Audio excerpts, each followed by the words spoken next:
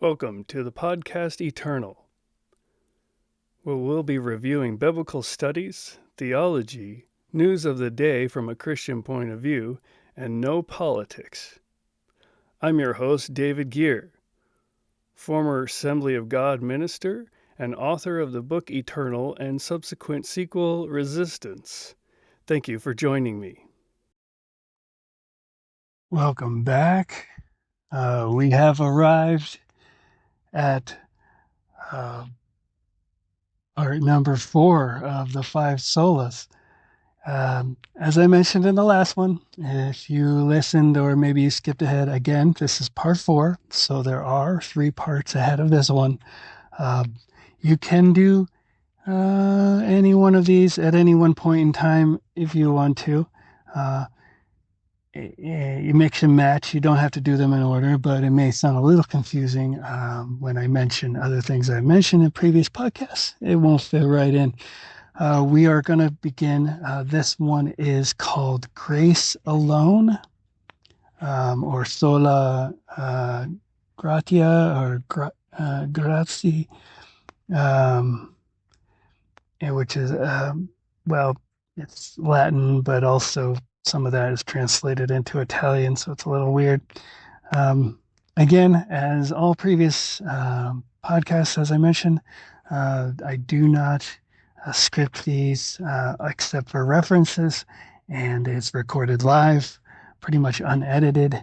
It is going to sound a little different. As I mentioned in the last podcast, it's going to sound a little different today because these number 3, 4, and 5, I'm recording these, and I do not have right now, my regular audio equipment is malfunctioning and not working correctly, so I'm left to record this with earbuds. So excuse me if the sound is a little off, but hopefully with these brand new earbuds, it won't sound too horrible. We'll begin right now with Grace Alone. So number 4 of the 5 solas is Grace Alone. Grace alone, the doctrine, is a core Protestant Reformation principle stating that salvation is free, unearned gift from God, entirely by his unmerited favor, not from any human merit, works, or effort. It emphasizes that God accomplishes everything for salvation, freeing believers from earning favor and allowing them to live in gratitude, motivated by a transformed heart, rather than by fear or obligation, finding assurance in Christ's work alone. So these do tie into the others. Of course, everything being uniform, nothing would go against itself or other solas. So you'll hear some familiar things that connect to the others as well. So grace alone, and grace is very important. I do get excited about when we get into topics like this because it's key and it's very important. And sometimes it's knowing this fact, especially if you're a new believer, is a very personal spiritual strength to know this in your innermost being, to be the truth and absolutely a source of strength. So, and it's like truths like this, unmerited favor. So grace alone means unmerited favor. Salvation is God's gracious act, completely independent of anything good within me. Of course, there is nothing really good in me as a person born, as all humans, from sin. At least since the fall. And so Ephesians, which I mentioned in a previous one, Ephesians 2 still applies to this. Ephesians 2, 8 through 9. Well, I guess 8 and 9, that makes sense. But for by grace you have been saved through faith, and this is not your own doing. It is the gift of God, not a result of works, so that no one may boast. 2 Corinthians also is a good one. 2 Corinthians chapter 12, verse 9, and this is the NIV that says, "But he said to me, my grace is sufficient for you, for my power is made perfect in weakness. Therefore, I will not boast." Or, sorry, not will not boast, sorry. "Therefore, I will boast all the more gladly about my weaknesses, so that Christ's power may rest on me." And putting that in today's terms is that I want my weaknesses to be known. I don't want to hide away my weaknesses or my imperfections or my humanness that exists. But my weaknesses are an opportunity for Christ to use me because for his glory, because his power being seen in me, those others seeing how weak I am, knowing that what he has done in me would not possible for me to do alone by myself, so that God is the one who gets the glory, because people will see it's something that only he could do, and it draws more people to him through that. So I want God's power to rest in me, and if I claim to be strong, well, then I'm taking the glory for myself, and that's not how his power rests on you. It won't if you're taking the glory. God's sovereign work of salvation is a complete gift. From beginning to end, it is a sovereign work of God.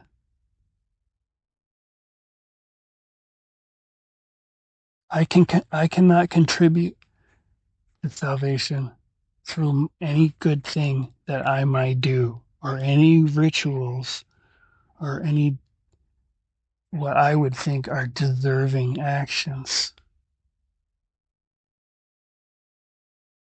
Titus chapter 3, verse 5 says this very, very eloquently. It says, "He saved us, not because of works done by us in righteousness, but according to his own mercy, by the washing of regeneration and renewal of the Holy Spirit."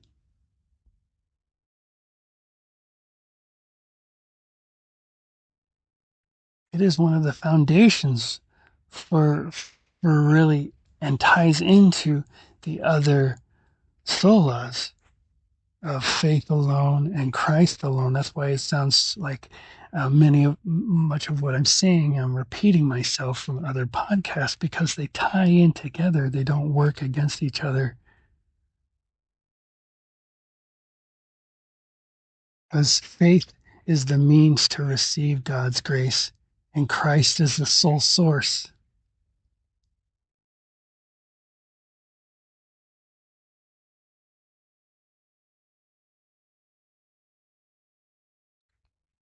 So if I were to summarize this, and I do have a couple quotes from someone here. I do want to mention before I summarize everything that I'm saying, but what I'm going to say right here is, um, I'm going to start by quoting someone who, um, I have a couple of his books and one of his devotionals. I haven't read it in a while, but I really do like this devotional, and it's Charles Spurgeon. Most, well, believers in the church, especially if you've been around for a while, and if you're in the ministry, you'll definitely know it, who Charles Spurgeon is. But he was a Baptist preacher, uh, a very evangelical one, and he had really the first really big church in the 1800s, and so he passed away in like 1892. But his largest, I mean, sometimes he would preach to, even before the church itself was going, he would preach to 10,000 people at one time, which was unheard of back then. But I like what he said about about God's grace alone. So this is what Charles Spurgeon said: "The bridge of grace will bear your weight, brother. Thousands of big sinners have gone across that bridge. Yea, tens of thousands have gone over it. Some have been the chief of sinners, and some have come at the very last of their days. But the arch has never yielded beneath their weight. I will go with them, trusting to the same support. It will bear me over as it has for them. So my trust and my faith in Jesus, I believe.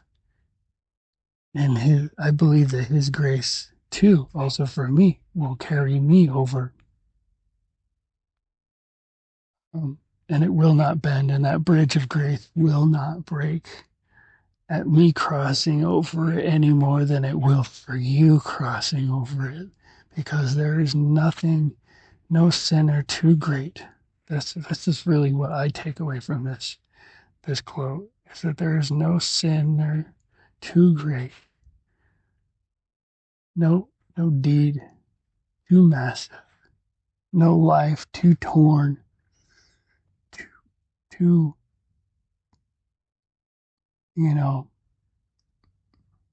just too far gone, that his grace can't pick you up and save you and change your life. That's my takeaway from this. That's my takeaway from that quote. And I really like that one because it gives you hope.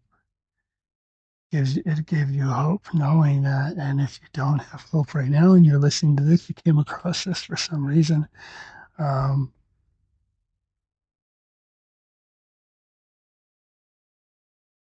if heaven, here's something else you mentioned about grace.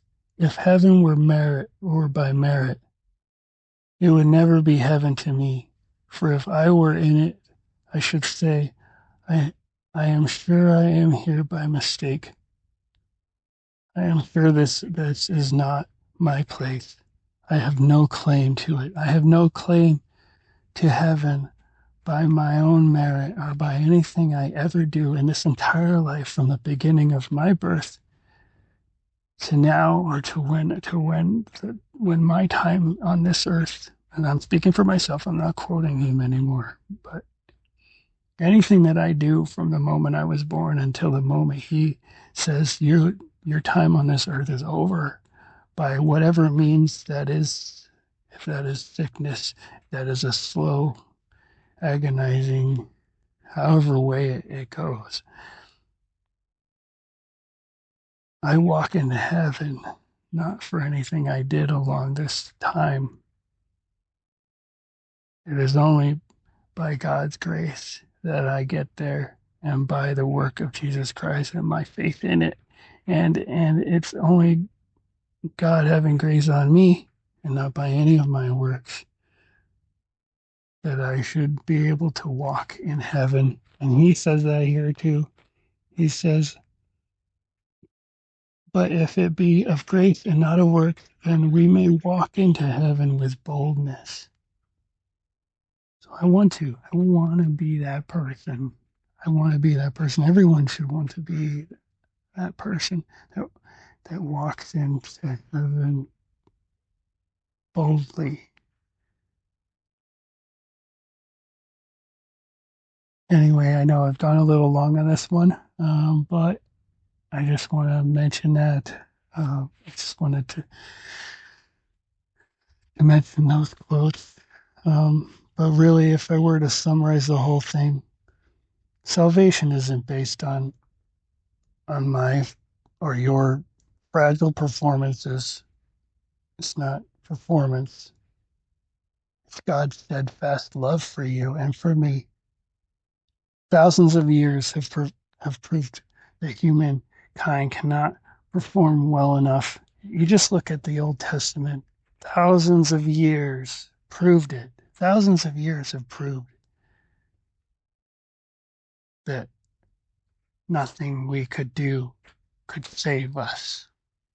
We couldn't save ourselves. It wasn't possible. You'll never earn God's favor, and it's really such a waste of energy and time to try.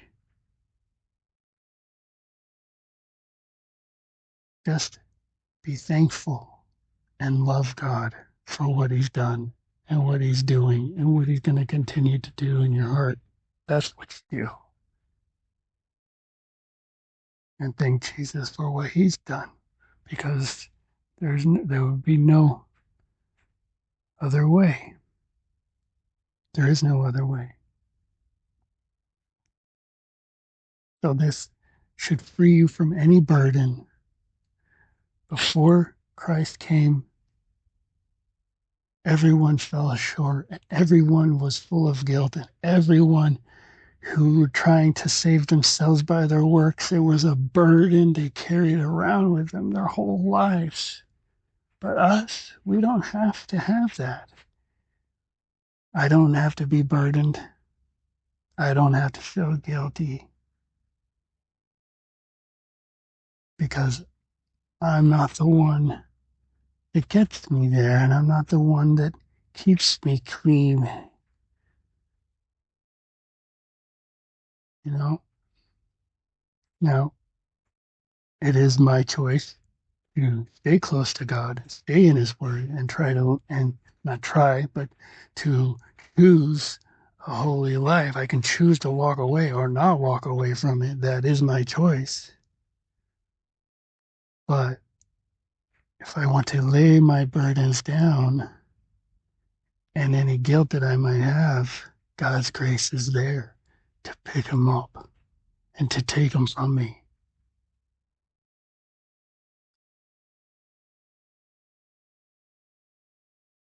And it's a freedom that I hope for all of you, if you're listening right now. It's a hope that if you're not at that point yet, I hope you get there. And so with that, again, going long, but be blessed, and I'll see you for the next one.